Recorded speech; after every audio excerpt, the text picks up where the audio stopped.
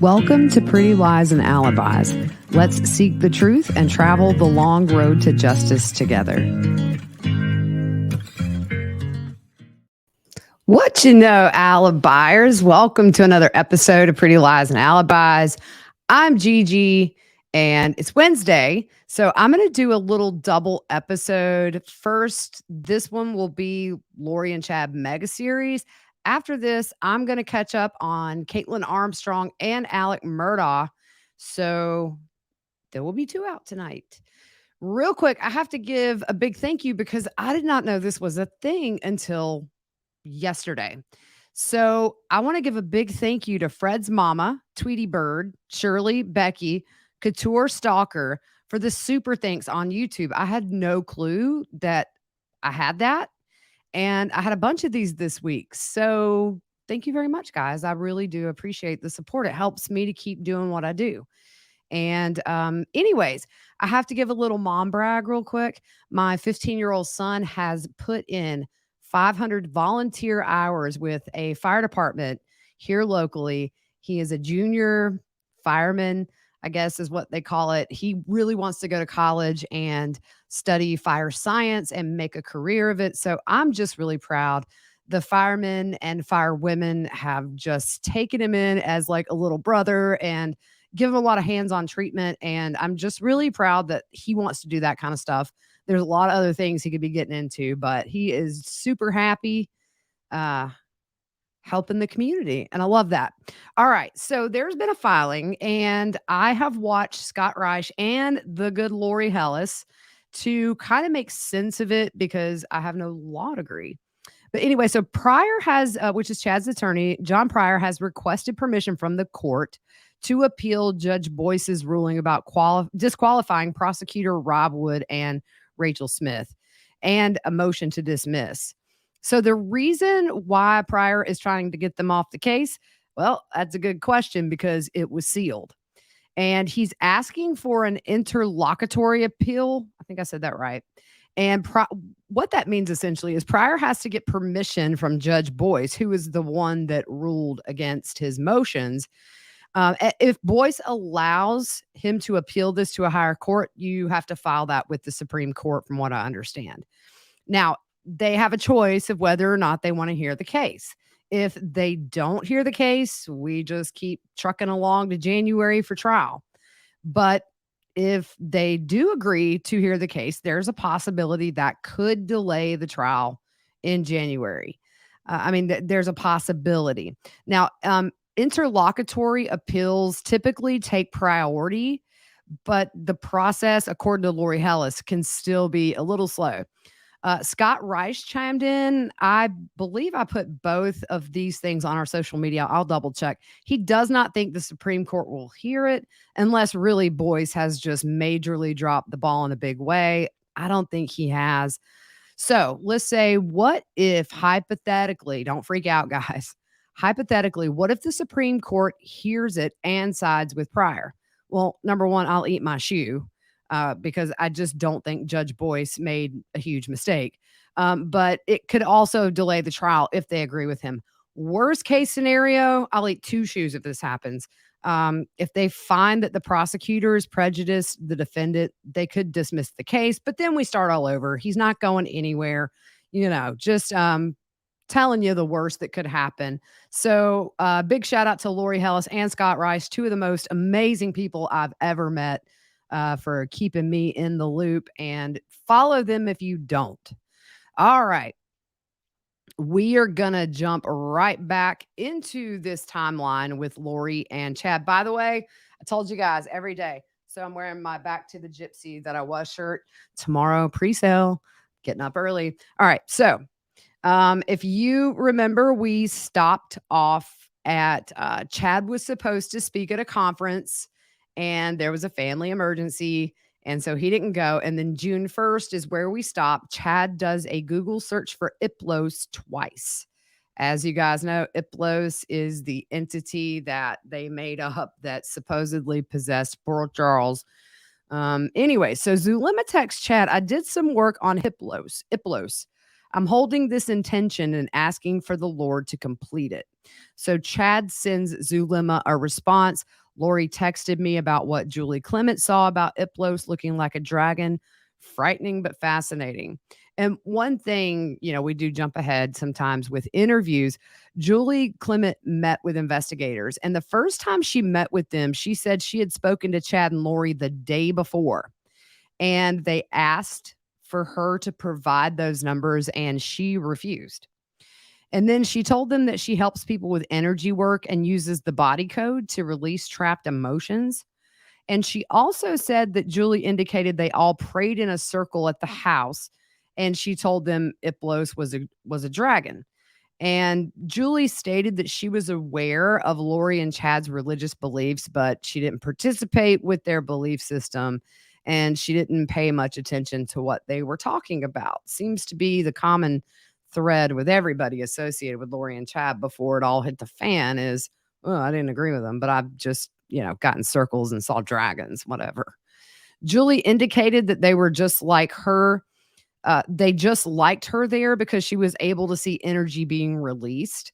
And Julie felt the group trusted her because of her gift.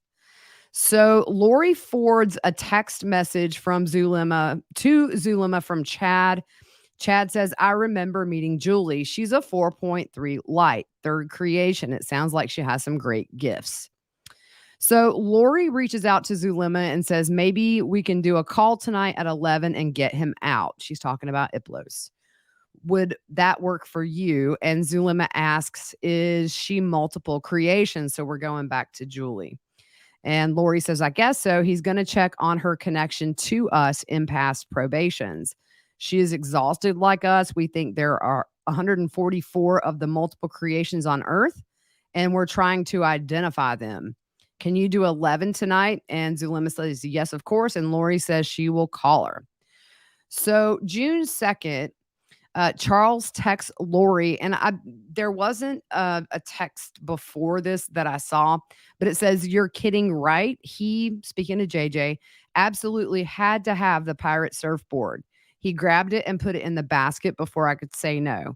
He wanted to go all the way back to the beach. So get ready. He's going to hammer you for Typhoon, Texas, and Galveston. If you go to Typhoon, Texas, I'll give you a few tips that'll help a lot. And we can take him to Galveston and get a VBRO at Tiki Island. You guys in one room, I'll take another. It'll be fun. So, you see Charles trying to get some normalcy going and do things as a family. And then we have a text exchange between Lori and Zulema where they're trying to cause Charles to wreck his car while he's in Texas. And here's the kicker. JJ was in the car. And look, it's a shame people can't be arrested for magically trying to murder somebody. But the fact that Zulema knew that this could hypothetically kill JJ if their magic powers works is disgusting.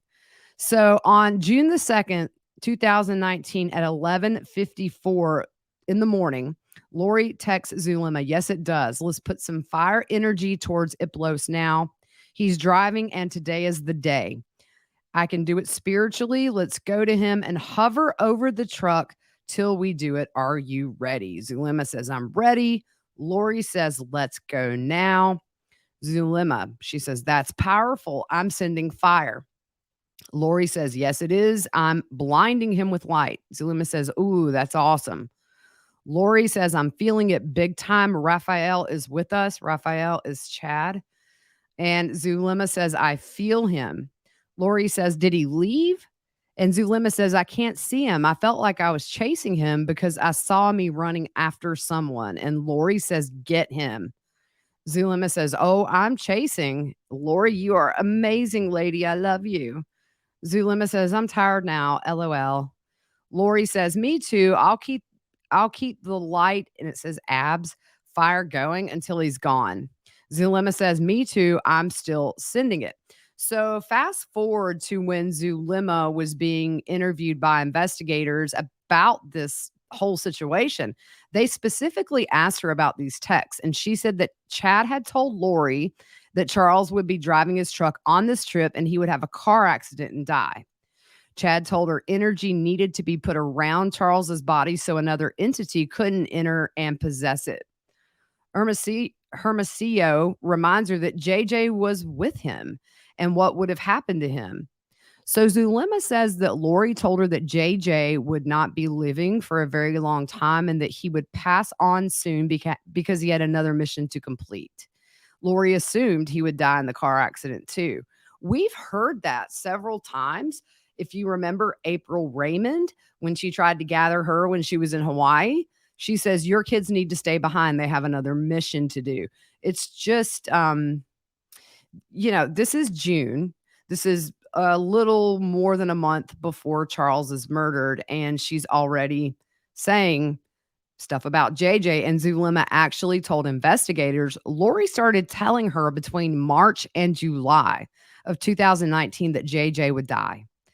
And she never heard Lori refer to JJ as a zombie, but she did refer to Tylee as Hillary. So you see, in June, things were clearly in motion for these poor babies. June the 3rd, Lori texts Zulema at 8:17 a.m. Says, okay, I listened last night, prayed over it, and surrendered. Flying home today to give the literal demon. He is still fine as of this morning. I love you for being so diligent and wise. So the same day, Lori flies to Houston to be with Charles. At 8:51 p.m. that night, Zulema texts Lori saying that she's been thinking of her all day and asks how she is. And Lori says she just got home and got JJ to sleep. She also says, let's go spiritually tonight and work on him. We give the timing to the Lord, but we don't need to relent. This is war. So she's saying it's war against the man she's sharing a roof with. Gibbs said in an interview with investigators in April 2021, while Lori was in Texas with Charles, she told her they were doing things to get the demon out of Charles and he was getting weaker and breaking down. But she also told, I believe, Zulema or Gibb that she had sex with Charles twice and said she had sex with a literal demon. So on June 4th, there were some Google searches from Charles's computer on how to delete messages from a Mac, how to disable iMessage, and artifacts about using WhatsApp. I really do think that this is Lori because I believe they found there were some WhatsApp accounts associated with them. I didn't see any for Charles, but she's living under here and, she's wanting to delete iMessages because if you got them to sync, they're coming through on your computer and your husband might find out you're, having an affair with a wackadoodle. So throughout this time period, they also saw Charles had been to a life insurance website, National Life, and also Fidelity Life and an LDS dating site, which, look, I don't judge. She's having an affair. Marriage is clearly over. You do you, dude. June 7th, Zulema texts Lori that she's being attacked and she's in pain. And Lori says she's taking it out and healing the wound. Lori said it was Lucifer himself. I am told, as we know, that's from Chad, but he is now banished from Arizona. Banished the devil from Arizona. So I guess that's why he went down to Georgia, y'all. June 8th, Charles texts Lori, going to send you a website so you can see Cagel's condo in Destin. It's available July 20th through the 26th. What's ironic about this is the date that he is wanting to go to this condo, he would be dead, murdered at the hands of Alex Cox and Lori. June 9th, the girls are meeting at Zulema's to have a casting out session. So Lori texts Zulema, I've invited my brother who is a multi-creation. I feel like we need to teach him and we need some male energy. Is that okay with you? And Zulema says, of course, I like him. He's funny. I agree. We need the men too. We can call on Jimmy to help us today too. So real quick, we're going to stop for a break for our sponsor. I do appreciate you guys being patient with this. This is how I get to do what I do. And I love BetterHelp. That's HELP help. So now it's time for a word from our paid sponsor. We routinely do maintenance on our homes and our cars so things run smoothly. Some of us go to the gym and eat healthy to better our physical health. But what about our brains? Isn't it important to support a healthy brain? Well, there's BetterHelp online therapy. When we get sick, we go to the doctor. We get better. what about when we're struggling mentally? I mean, I've been in counseling in the past, and although I was really hesitant due to just the stigma of counseling, I really found coping solutions that I would have never found on my own that made things so much easier with the issues I was dealing with at that time. And I realized trying to figure it out on my own actually just made the problem worse. It caused way more stress than the problem itself. So the cool thing about BetterHelp is it's online therapy, and they offer video, phone, and even live chat only therapy sessions. So you don't have to see anyone on camera if you don't want to. Some people like me did not want to give into the stigma of going to counseling and be seen there potentially. And then some people, unfortunately, are too depressed to leave the house. I think this is amazing service. We all need help sometimes, and it's okay to reach out, and this makes it so much easier. It's also much more affordable than in-person therapy, and you can be matched with a therapist in under 48 hours. So here's the cool thing. Our listeners get 10% off their first month at betterhelp.com/whattheworld. That's betterhelp, HELP.com/whattheworld. Check them out. Get your brain healthy, y'all. We all need help sometimes. All right, so back to it. June the 9th, Christina tells investigators that they met at Zulema's and Lori told them to come praying and fasting for her and her family, and she wanted to cast out the demon that was inside Charles. This was also the first time that Christina had met Alex, even though the second meeting was at his house. He wasn't home. And at one of those meetings, Lori gave Christina Chad's books. She said Julie Clement was there. Serena was not. And at this time, Serena, as we know, was living in Connecticut. And the investigator asks about the casting out. And when they first got there, everybody was fasting. So they went outside, and Lori always initiated it and prayed for her family, specifically for Charles.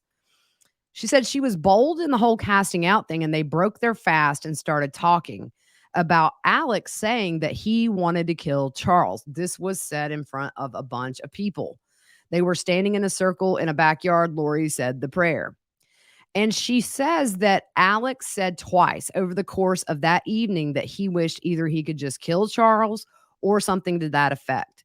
She said he acted cocky. He was loud and boisterous the entire night. Then, this is really disturbing too. Lori made a comment about her crushing up 10 Valium and also putting some of JJ's autism medicine into Charles's protein powder. She did this when they were living in Texas. And I think at this point, this was maybe when after she came back those 72 days. That's very disturbing. And you wonder again, why did none of these people hearing any of this not go to police? June 10th, Charles emails Lori. They're still dealing with health insurance, that they got mail from the insurance company and they need more information. He said he would email her that request, and he said they would need to have coverage 60 days prior. So on June 10th, Christina goes over and tells Lori that she's really concerned about her and some of the things that are being said are not okay. And she said she was really disturbed by the things she heard directed at Charles, and said that she felt like if something happened to Charles, she would feel the need to go to the police. And Lori tried to explain it away, saying that, I'm over dramatic. And then she tried to downplay how much medicine she was slipping into Charles's protein powder. And she tells Christina it was only 2 pills.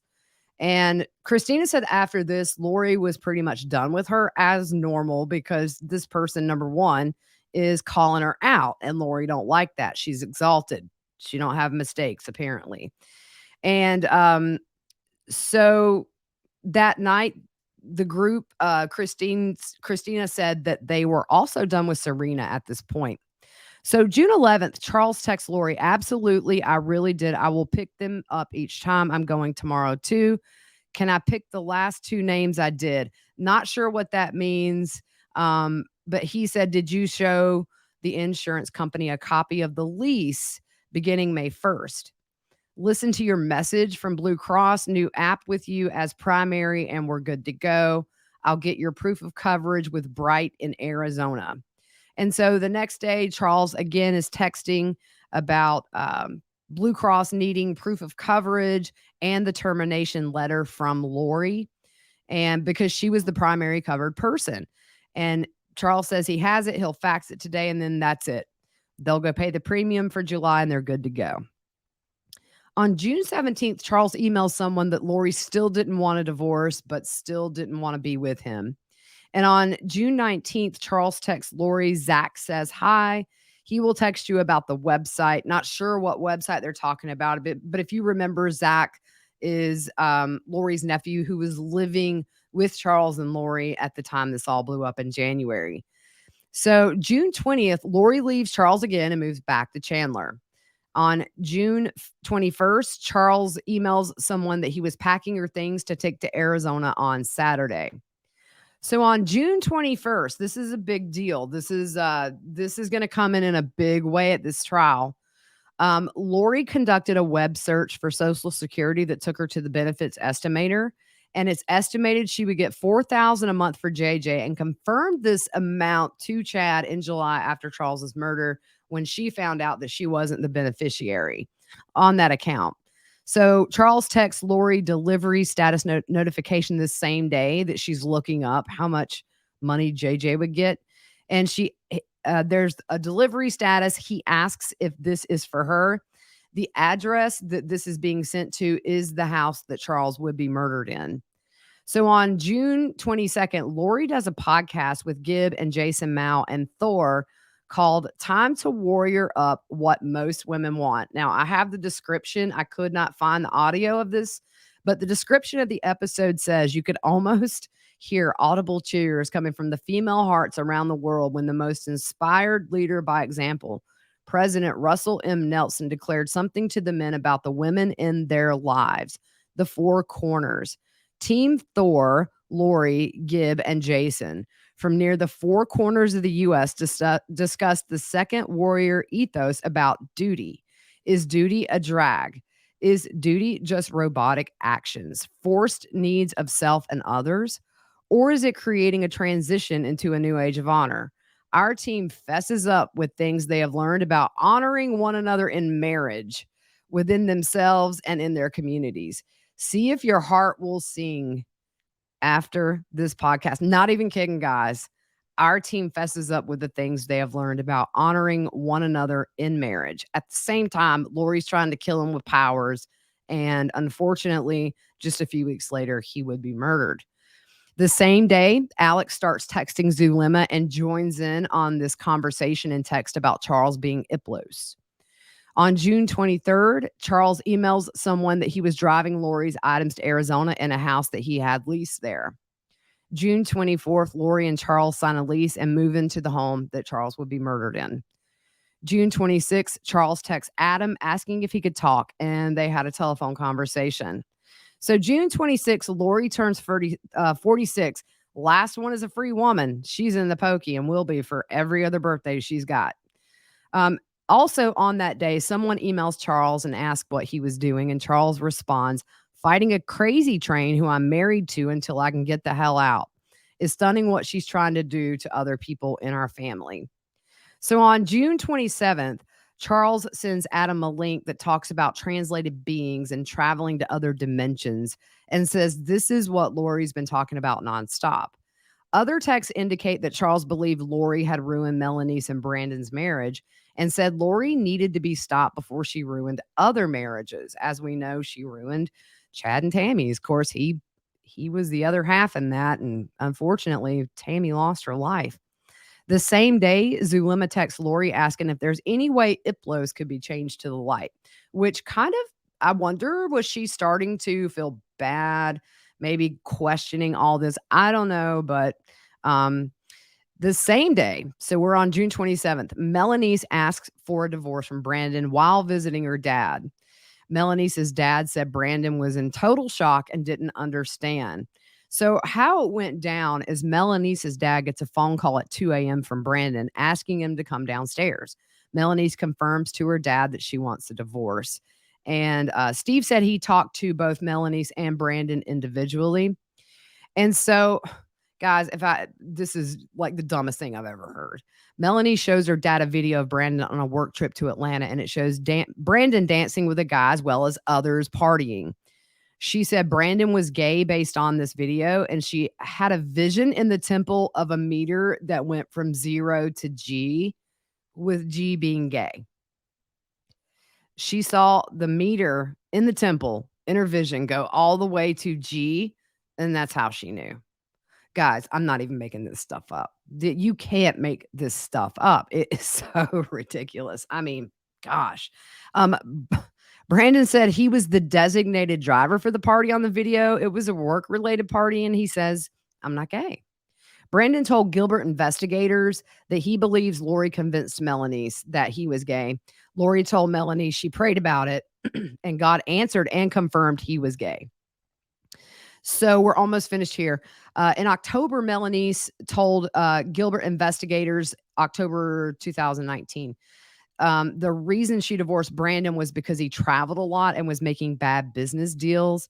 And she also noticed a change in Brandon's behavior and had found gay activity, and refers to the video of Brandon dancing while on a business trip. And the investigator asked if Brandon had a history of homosexual behavior, and she said no. She said anytime that she brought it up, he got very defensive. And she also believed he was taking ecstasy because she said it is a gay drug. And she also said Brandon wore sunglasses a lot and acted more confident and had lost a lot of weight recently. So, oh my gosh, y'all. In December 2019, Brandon told Arizona Central, "I thought I had a happy marriage." So it was pretty overwhelming. So we're going to end there. Just unbelievable. These visions, these meters, all that stuff. Um, really, y'all. So anyways, appreciate you guys sticking with me and hanging out. We still got a little ways to go in this series. So I hope you guys all have a really good night, and I will see you most likely tomorrow.